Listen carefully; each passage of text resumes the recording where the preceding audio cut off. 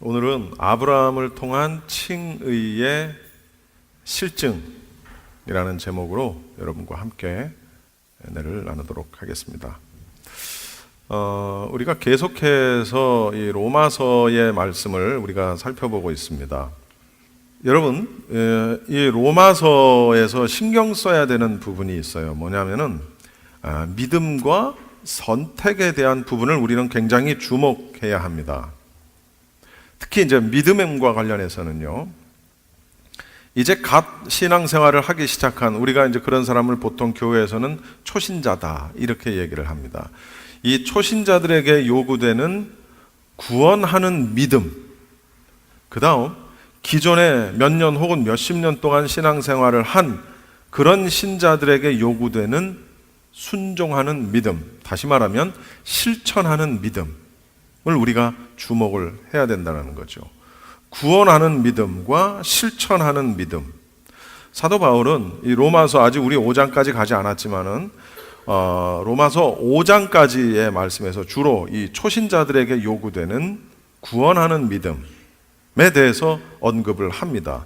그 다음에 이제 기존의 신앙생활을 하던 신자들에게 요구되는 어떤 순종의 믿음 혹은 실천의 믿음은 로마서 6장 이후로부터 언급이 됩니다. 이제 그건 아직 우린 오지 않았으니까 기존의 신자들에게 요구되는 그런 순종의 믿음은 로마서 6장 이후에 우리가 살펴보도록 그렇게 하겠습니다. 자, 우리가 로마서 1장에서부터 쭉 지금까지 봐온 것 중에서 핵심적인 내용이 있습니다. 그것은 뭐냐면은 인간은 죄인이라는 거예요.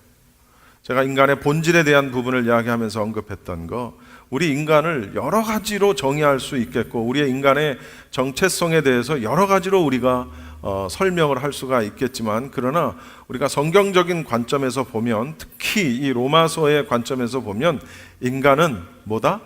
죄인이다. 인간은 죄인이다 라는 겁니다. 따라서 이 죄의 문제를 해결하지 않으면 우리가 구원을 받을 수가 없는 거예요. 그런데 이 죄의 문제를 어떻게 하면 해결할 수 있느냐? 로마서는 그것을 해결하는 데 있어서 나의 행위, 율법을 지킴으로써 얻어지는 어떤 행위의 결과로서 우리에게 구원이 주어지는 것이 아니다 라는 것을 계속해서 강조를 하고 있는 겁니다. 그럼 뭐냐?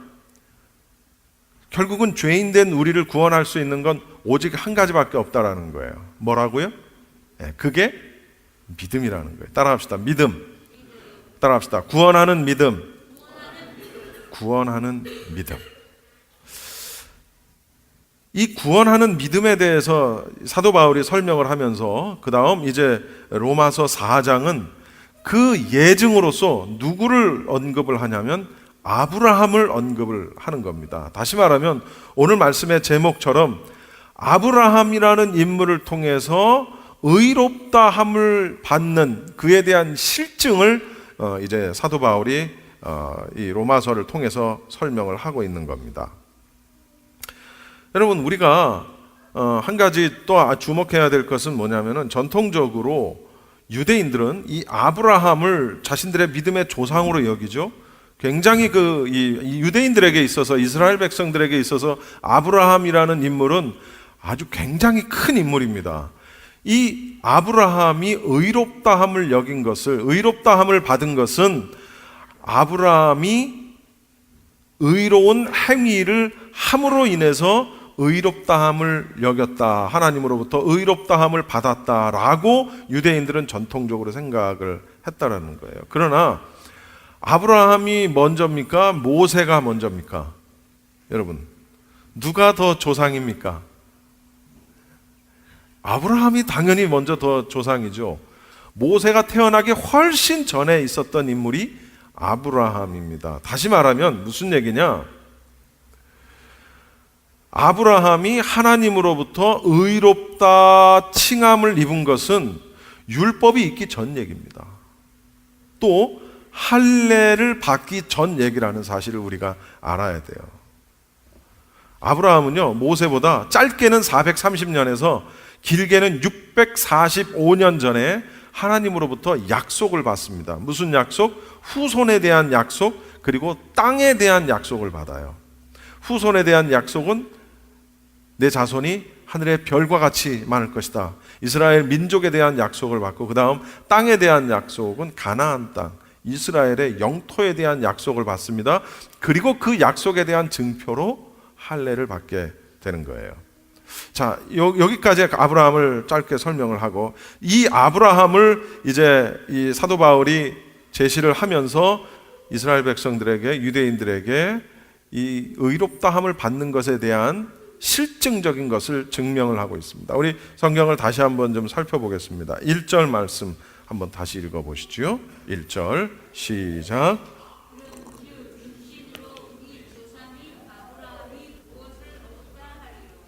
여러분 여기 보십시오. 1절 말씀에 굳이 뭐 그냥 그런즉 우리 조상인 아브라함이 이렇게 말을 해도 될 텐데, 사도 바울은 여기다가 뭘 굳이 붙이냐면 육신으로라는 말을 붙입니다. 육신으로라는 말을 붙이지 않아도 아브라함이 육신으로 우리 조상인 것을 그들은 이미 알고 있죠. 여기서 육신으로라는 말을 굳이 갖다가 넣은 이유가 있다라는 거죠. 육신, 우리 몸, 육체를 입은 우리의 몸, 물론 우리가 로마서 1장에 보면은 예수 그리스도의 인성을 설명하기 위해서 육신에 대한 언급을 했지만은, 여기서 말하는 그 육신에 대한 개념은 결국은 우리 인간이 죄로 물든 죄악된 옛 본성을 가지고 있다라는 것을 지금 강조를 하는 거예요. 다시 말하면 죄로 오염된 부패한 영혼이다. 별 볼 일 없다라는 얘기예요. 똑같다라는 얘기예요. 지금 아브라함이나 나나 너나 우리 이스라엘 모든 사람들이 똑같이 죄악된 사람들이고, 죄악된 본성을 가지고 있고, 죄로 완전하게 오염된 부패한 영혼을 가지고 있다라는 것을 한 번 더 강조를 하는 겁니다. 그래서 아브라함에 대한 이야기를 하면서 육신으로는 우리의 조상이 된 아브라함, 이렇게 표현을 하는 겁니다. 아무것도 인간적으로 어떠한 노력도 하지 않았다. 그 노력으로 의롭게 되지 않았다라는 것을 지금 강조하는 거예요. 그러면서 2절에 뭐라고 하냐면, 읽어봅시다. 2절 시작. 만일 아브라함이 행위로서 의롭다 하심을 받았으면 자랑할 것이 있으려니와 앞에서는 없느니라. 유대인들은 아브라함이 그 당대에 아주 완전한 자로서 선택된 민족으로 부름받은 이스라엘의 조상이었다라고 생각하고 있어요. 여러분, 우리가 보는 이 성경에서도, 어이구 깜짝아, 이 성경에도 아브라함에 대한 참 많은 말씀이 있어요. 그리고 그 말씀들 가운데에서는 우리 성경은 아브라함의 어떤 실수하는 그런 부분도 언급이 되어 있어요. 예를 들면은 자신의 와이프를 자신의 누이다. 사실은 누이가 맞기는 맞아요. 원래 누이예요. 그러나 이제 아내로 삼고 이제 아내가 됐죠. 바로 앞에서 이 아브라함은 살기 위해서 자신의 아내를 누이라고 말을 합니다. 거짓말을 하는 거죠. 뭐 그런 내용들. 또는 하갈이라는 여성을 소위 첩으로 들여서 그에게서 아들을 하나 낳게 되죠. 그 이름이 누굽니까? 이스마엘이라는 이름의 아들을 낳게 되고, 오늘날까지 그 조상과의 관계에서 굉장히 힘든 그런 모습을 보게 됩니다. 그런 어떤 아브라함의 실수도 기록이 되어 있지만, 그러나 우리가 성경으로 여기지 않는 외경이라든가 이런 데 보면 역시 아브라함에 대한 말이 나옵니다. 외경에 보면 아브라함이 그 행위에 있어서 완전하다라고 기록되어 있는 뭐 므낫세의 기도라든가 주빌리라든가 그런 곳에 보면, 그런 외경들, 성경이 아닌 외경들에 보면 아브라함의 어떤 완전성을 강조하는 그런 부분들이 있습니다. 또 랍비들의 문헌에 보면은요, 아브라함이 3살 때부터 하나님을 섬기기 시작했다, 이렇게 나옵니다. 또 어느 정도 아브라함이 대단한 사람이었냐면, 자신의 공력으로 하나님의 어떤 임재의 상징이라고 하는 빛나는 구름을 몰고 올 수 있는 능력이 있었대요. 이러면 구름이 오는 거야. 나도 한번 해보려고. 그런데 아무튼 아브라함에게는 그런 능력이 있었다라는 거예요. 한마디로 얘기해서 아브라함을 그 신화적인 인물로 완전한 인물로 윤색시킨 것을 우리가 랍비 문헌이나 이런 데서 보면은 잘 나타나 있습니다.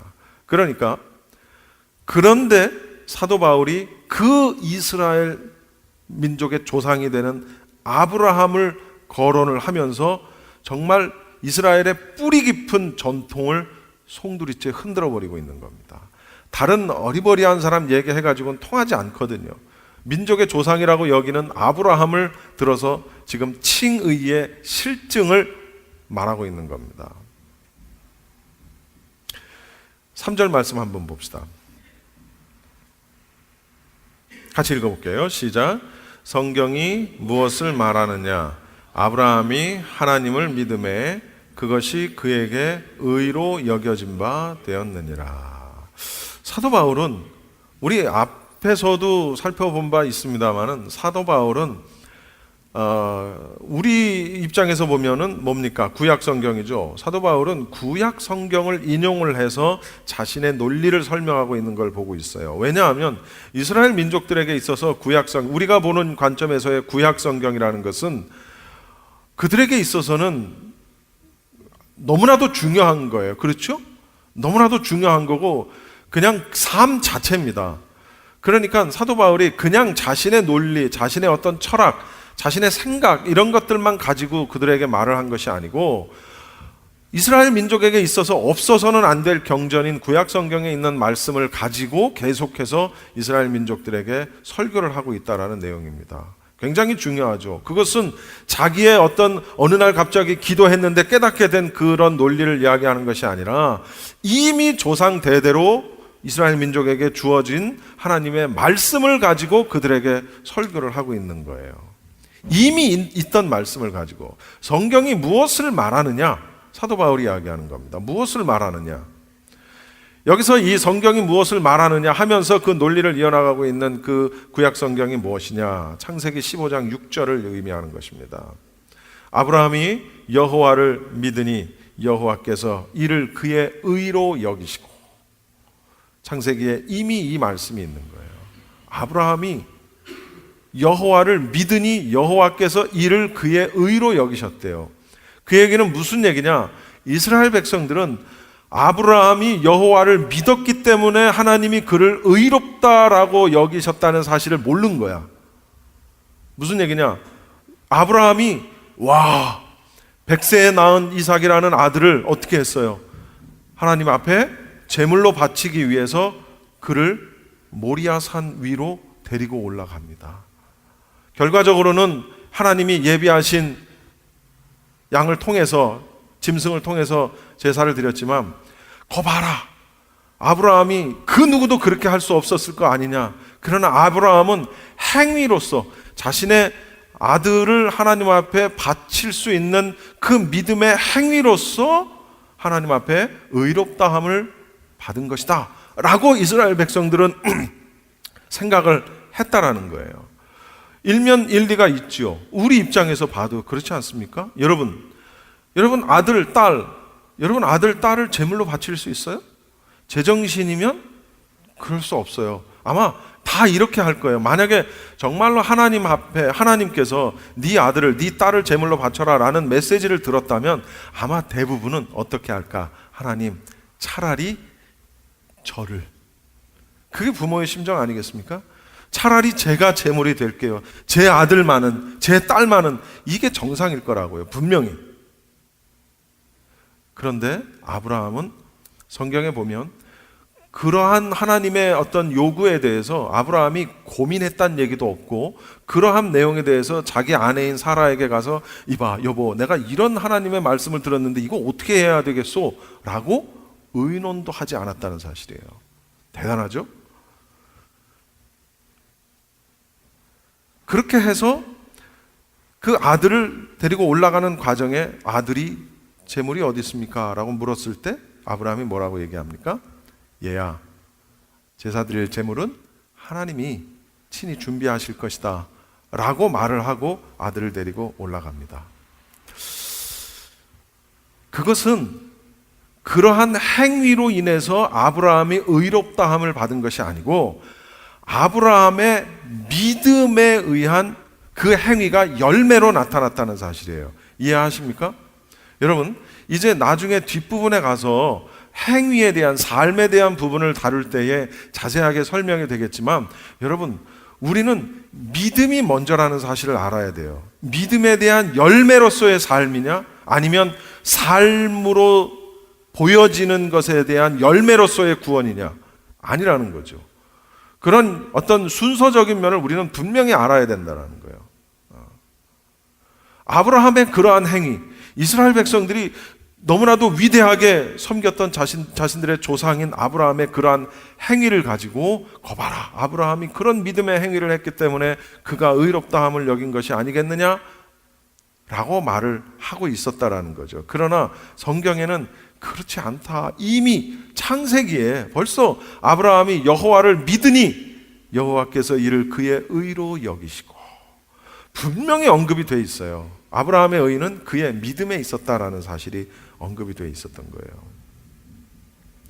사실은 오늘 거기까지 볼 수 없습니다만 창세기 12장부터 15장까지 계속해서 하나님께서 아브라함을 통해서 언약을 해 주십니다. 그런 언약에 대해서 아브라함이 굉장히 깊이 신뢰했다라는 것을 우리가 알 수 있어요. 아브라함이 하나님을 믿음에, 계속해서 믿음을 강조하고 있어요. 그것이 그에게 의로 여겨졌다. 그것이 뭐가? 믿음이. 이제부터 사도 바울이 집중적으로 다루게 될 아브라함의 믿음을 이야기하는 것입니다. 그 전까지는 무엇을 얘기했어요? 율법의 행위에 대한 부분을 얘기했어요. 그럼 율법의 행위와 믿음은 같은 걸까요? 반대되는 거죠. 지금 개념이 반대되는 개념을 이야기합니다. 그 율법의 행위와 정반대되는 개념의 믿음을 그것이라고 표현을 하면서 그것이 그에게 의로 여겨졌다. 아주 굉장히 강조하는 그런 개념이죠. 정리해 볼까요? 믿음이라는 것은 행함으로 인해서, 구원이라는 것은 행함으로 인해서 획득되는 것이 아니라는 거예요. 믿음은 하나님께서 약속하신 것들, 하나님께서 언약하신 것들을 반드시 이루실 것이라는 것을 전적으로 신뢰하는 것, 그게 믿음이라는 거예요. just 신뢰, 어떤 행위가 아니라는 사실이에요. 그런데 이스라엘 백성들은 우리가 앞에서 본 대로 무엇을 이야기합니까? 우리가 하나님의 율법을 받은 민족이다. 우리는 할례를 받은 흔적을 우리 몸에 지니고 있다. 그렇기 때문에 우리는 선택된 민족으로서 율법을 받았고 할례의 흔적을 갖고 있으므로 우리는 구원받은 백성이다 라고 여기면서 살아왔다는 거죠. 그러면서 이방인들을 개로 여기고 살아왔다는 얘기입니다. 그런데 사도 바울이 아주 그러한 이스라엘 백성들의 어떤 그 신앙적, 종교적 관점에 그런 관점을 송두리째 도끼로 찍어버리는 겁니다. 율법을 받았다고? 할례의 흔적을 받았다고? 너희들이 율법을 받았어도 율법을 지키지 않으면, 율법을 안 받았어도 율법을 지킨 이방인들보다 못하다. 너희들이 할례를 받았다고? 할례는 어디다 해라? 마음에나 해라. 물론 그렇다고 해서 사도 바울이 여러분 율법이나 할례를 무시한다는 게 아니에요. 그걸 완전히 무시해버리고 필요 없다라고 사도 바울이 이야기하는 것이 아니라는 것도 여러분이 생각을 하고 말씀을 들으셔야 합니다. 그러면서 의로 여기셨다. 지금 아브라함이 여호와를 믿으니 여호와께서 이를 그의 의로 여기셨다. 그것이 그에게 의로 여겨졌다. 똑같죠? 여기셨다, 여겨졌다. 같은 단어입니다.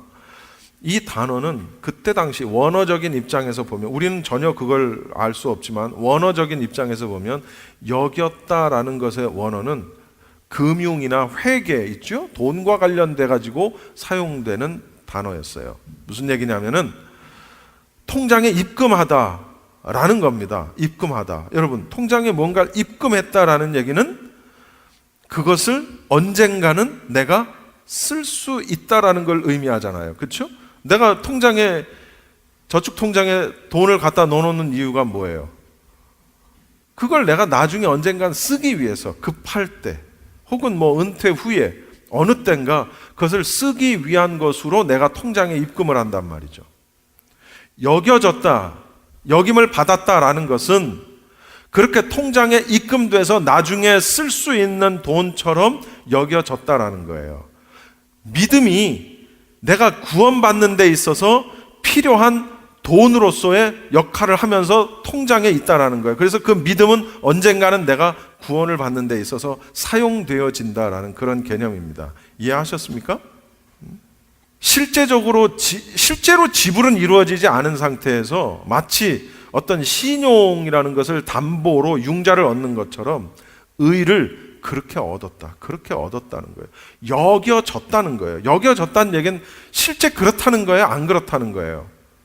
실제는 그렇지 않은데 그런 것으로 여겨졌다는 얘기예요.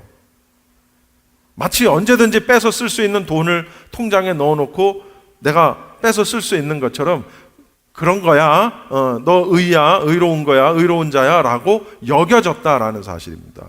이건 굉장히 중요한 거예요. 이신득의 혹은 이신칭의.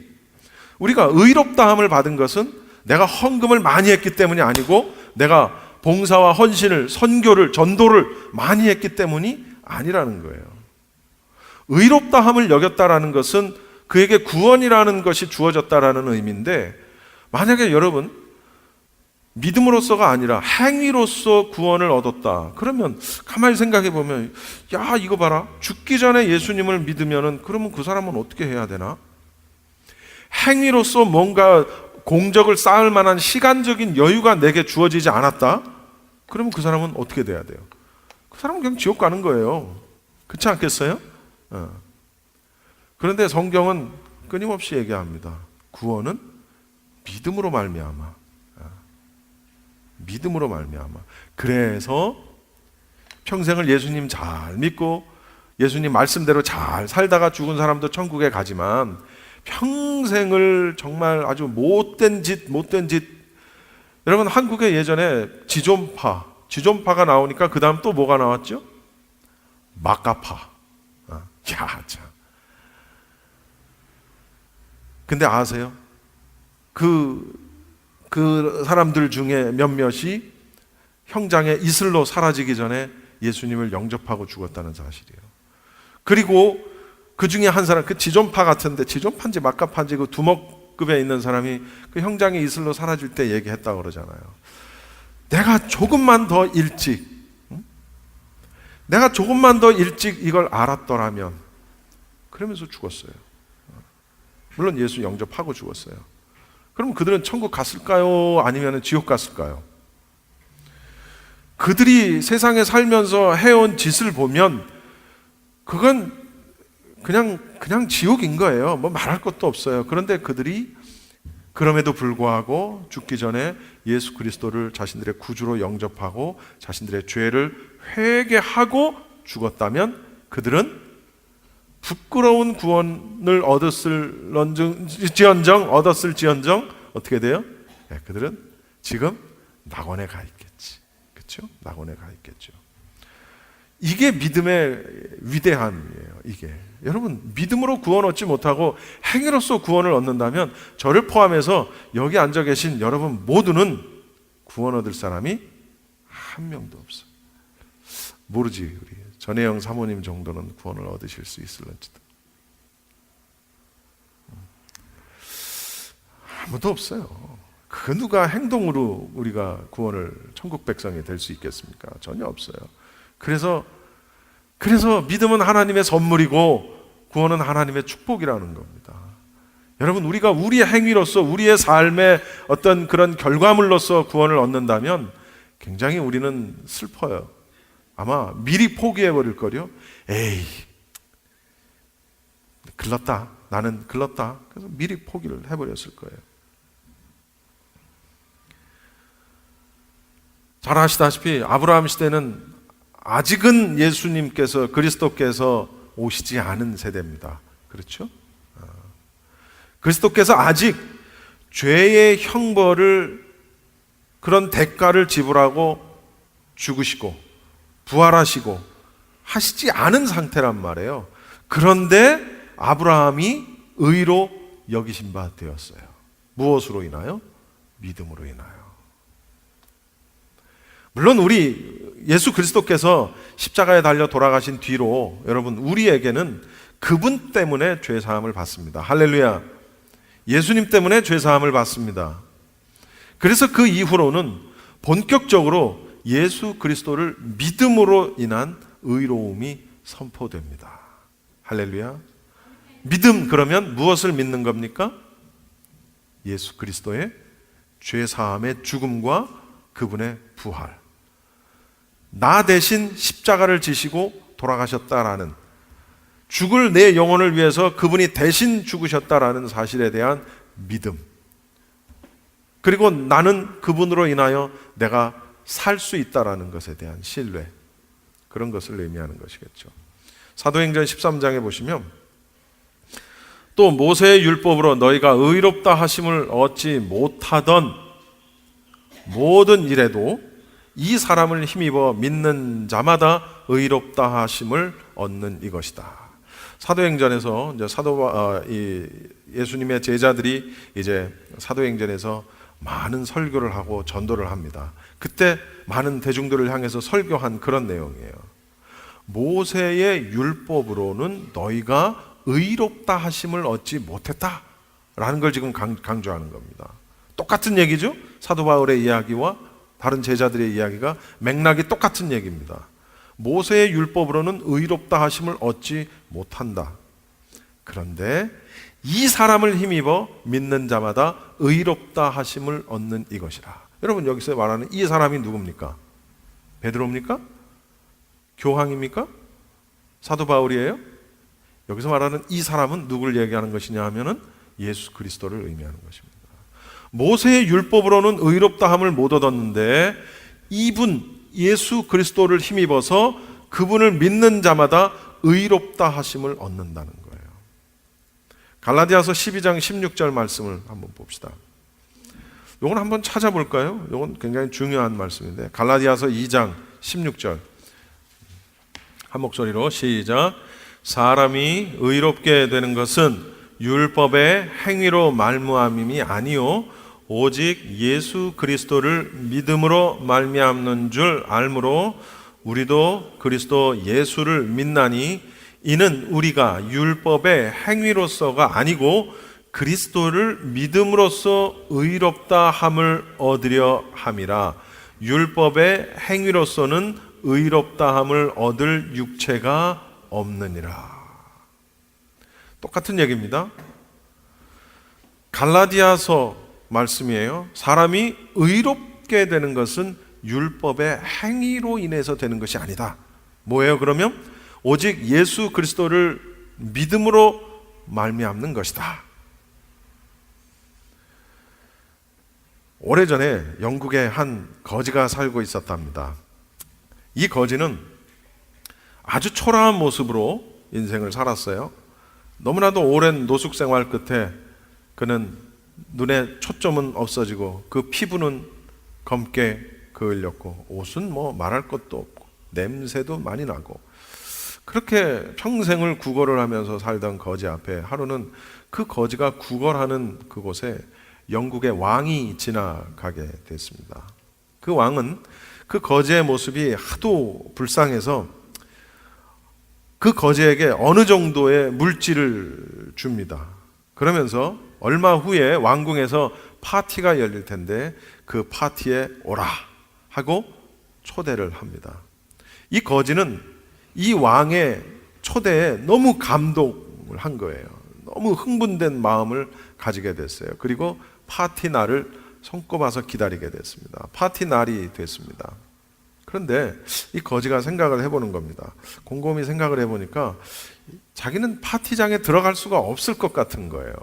이렇게 초라한 모습으로 왕궁에 갔다가는 왕궁에 들어가기는커녕 그 입구에서 경비병들한테 쫓겨나기 십상이고, 그래도 들어간다고 내가 왕의 초대를 받았단 말이요 라고 했다가는 잘못하면 죽을 수도 있겠다라는 생각을 한 거예요. 그래서 이 거지는 그 파티 날을 기다렸지만 그러나 정작 파티 그 날에는 들어가지 않고 모든 걸 포기합니다. 그리고 왕에게 편지를 씁니다. 왕이시여, 지난번에 왕이 나에게 베풀어 주신 호의는 너무나도 감사합니다. 그런데 제가 파티에 참석하지 못할 것 같습니다. 제 모습이 너무 초라하기도 하고 이런 모습으로 갔다가는 왕궁의 정문도 통과할 수 없을 거라고 저는 생각합니다. 라면서 자신이 그 파티에 가지 못한 이유를 써서 보냈습니다. 이 글을 받은 왕이 신하들에게 이렇게 얘기합니다. 왕이 입던 의복을 벗습니다. 그리고 신하들에게 주면서 이 내가 입은 왕복을 그 거지에게 주어라. 거지는 그 왕복을 입고 오는데 여러분 여전히 초라한 모습입니다. 그렇죠? 목욕하지 않았어요. 냄새나는 모습 그대로, 헝클어진 머릿결 그대로, 검게 그을린 모습 그대로 여전히 초라한 모습이었습니다. 그러나 그 거지가 왕궁으로 들어갈 때 아무도 그 거지를 막지를 못했어요. 왜냐하면 그 거지는 왕의 옷을 입고 있었기 때문이라는 거죠. 왕의 의복을 입고 있었기 때문에 그 왕궁을 지키는 경비병들이 전혀 그 초라한 모습의 거지를 막을 수 없었다라는 거죠. 자, 이 단순한 이 예화에서 우리가 얻게 되는 게 뭘까? 한번 생각해 봅시다. 여기서 이 누더기 옷을 걸쳐 입고 평생을 냄새나게 살던 거지는 누구를 의미하는 것일까요? 바로 저를 포함해서 우리 여러분 모두겠죠. 거지는 무슨 공로가 있어서 왕궁에 초대된 것이 아니라는 거예요. 전혀 왕궁에 초대되는 데 있어 그의 공로는 없었어요. 단지 있었다면 왕의 불쌍함을 얻는, 긍휼함을 얻는 그것으로 인해서 왕궁으로 초대되었다라는 거죠. 그 거지는 왕궁으로 들어갈 만한 어떤 아무런 능력이 없다라는 것을 이제 알게 되었고 절망을 하게 됐습니다. 이 모습으로 들어갈 수가 없다라는 사실을 깨닫게 되죠. 왕은 그 거지에게 자신의 옷을 입혀줍니다. 만약에 우리가 이 다음에 언젠가는 다 세상을 떠날 날이 있을 것이고 하늘에 우리 예수님 앞에 갔을 때 예수님께서 너는 어떻게 해서 이곳에 올 수 있게 되었느냐라고 만약에 물으신다면 우리는 어떻게 대답할까요? 아이고 예수님, 제가 좀 신앙생활을 좀 잘했거든요. 좀 괜찮게 했습니다. 아시잖아요. 제가요 11조 한 번도 떼먹지 않았고요. 제가 봉사도 열심히 했고요. 열심히 드럼도 쳤고요. 열심히 여기다가 물도 갖다 놔줬고요. 열심히 목사를 위해서 기도했고요. 전도도 했고요. 제가 좀 괜찮게 좀 신앙생활 했어요. 그러니까 뭐 여기 올 수밖에 없죠. 뭐 이렇게 말할 수 있는 사람이 있을까라는 거예요. 사실은 그렇게 말할 수 있는 사람은 그곳에 가지도 못했겠지. 그렇죠? 우리는 네가 어떻게 이곳에 올 수 있었느냐라는 질문을 만약에 우리가 받는다면 우리는 한 가지로밖에 대답할 수 있는 게 없어요. 왕의 의복을 입었기 때문입니다. 왕께서 주시는 의복을 내가 입었으므로 내 안에는 온갖 냄새나고 더럽고 막 도저히 같이 옆에 있을 수 없을 만큼의 그런 더러운 모습이지만 그런데 그 더러운 내 몸을 의복이 덮고 있었기 때문에 내가 왕궁에 들어간 것처럼 나는 죽을 수밖에 없는 아무런 공로가 없는 그런 사람이지만 예수님의 피의 의복을 입고 예수님의 보혈의 피의 공로를 입어서 내가 이 천국에 왔습니다 라고 고백을 할 수밖에 없을 거라는 거죠. 그 이상의 고백은 우리에게 있을 수가 없어요. 그렇지 않겠습니까? 그 이상의 고백이 있는 사람, 나는 있어 라고 생각하는 사람은 거기 자체를 가지를 못해. 왜? 구원은 나의 공로로 되어지는 것이 아니기 때문에. 나의 공로로 되어지는 것이 아니기 때문에 그래요. 오직 예수 그리스도의 보혈의 피, 그것으로 인해서, 그것을 믿는 믿음으로 인해서 우리가 천국에 가는 것이라는 사실을 우리가 알아야 합니다.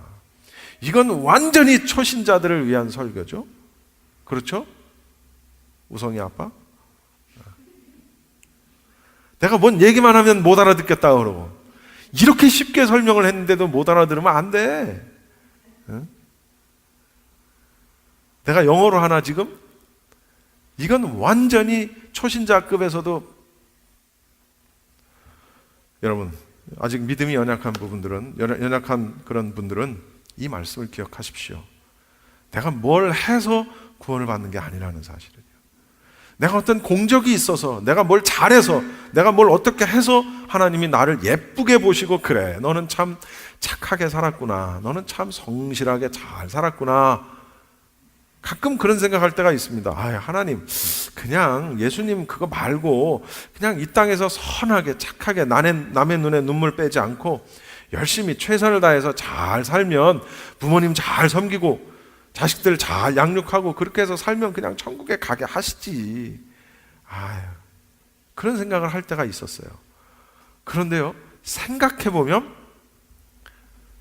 그렇게 해서 천국에 가는 것 같으면 아무도 갈 사람이 없는 거야. 그걸 제가 나중에 깨달은 거예요. 아, 그렇구나.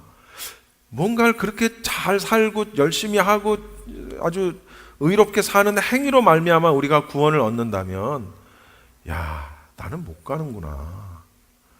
누구나 다 못 가는구나. 그런데 그런 거 신경 쓰지 않겠다는 거예요. 여러분 머리 일주일만 안 감아 보십시오. 와, 일주일만 목욕 안 해보십시오. 어떤 꼴이 되는지. 다운타운에 있는 노숙자들이요, 목욕 시켜준다 그래도 안 한다 그래요. 공짜로 목욕 시켜준다 그래도. 희한하죠. 좌우지간 목욕 안 하면 나는 냄새는 똑같아. 남자고 여자고 좌우지간 목욕 안 해서 나는 냄새는 왜 이렇게 똑같은지. 똑같아. 머리고 뭐 다리고 뭐 난리가 납니다. 여러분, 그런데 거기다가 왕의 의복만 하나 떡 입혀주니까 그 안에 있는 거는 아무 의미가 없는 거예요. 아무 상관이 없는 거예요. 그 겉에 왕의 의복만 입혀주면 왕궁을 들어갈 때 경비병들도 손 하나 댈 수 없는 거예요. 너 목욕 안 했다, 너 머리 깎고 와라, 너 수염 깎고 와라, 너 손톱 깎고 와라, 그렇게 말할 수 없다라는 거예요. 왜? 왕의 의복을 입었기 때문에. 여러분, 우리가 이 땅에 살면서 얼마나 많은 죄를 짓고, 얼마나 정말 생각으로, 마음으로, 눈으로, 손으로 얼마나 많은 죄를 짓습니까? 정말 참 다행스러운 게, 저의 어떤 본 모습이 안 보이니까 제가 여기 서 있는 거지, 저의 본 모습이 만약에 여러분 눈에 보인다 그러면, 이야, 이것처럼 끔찍한 일이 없을 것 같아요. 여기 제가 서지도 않겠지. 그런데 하나님은 보시겠죠. 그런데 그럼에도 불구하고 나에게 믿음 하나만으로 낙원에 들어갈 수 있는, 천국에 들어갈 수 있는 자격을 부여하시겠다는 거예요. 이것이 믿음입니다. 여러분, 구원은 오직 믿음으로만 받습니다. 솔라 피데, 오직 믿음, 오직 믿음. 다른 거는 없어요. 그래서 우리는 이렇게 기도하는 겁니다. 하나님, 내 믿음 없음을 불쌍히 여겨주세요. 내 믿음 없음을 불쌍히 여겨주세요. 나에게 믿음을 더해주세요. 믿음에 믿음을 더해주세요. 내가 큰 믿음의, 아브라함과 같은 믿음의 사람이 되게 해주세요. 라는 기도가 정말 하나님이 제일 기뻐하실 기도일 것 같아요. 나를 배부르게 하고 나의 만족을 위한 그런 기도보다 하나님을 기쁘게 해드리고 구원을 위한 기도, 그리고 다른 사람을 위해 기도할 때도 저 사람에게 믿음을 주세요. 이 사람에게 믿음을 허락해 주세요.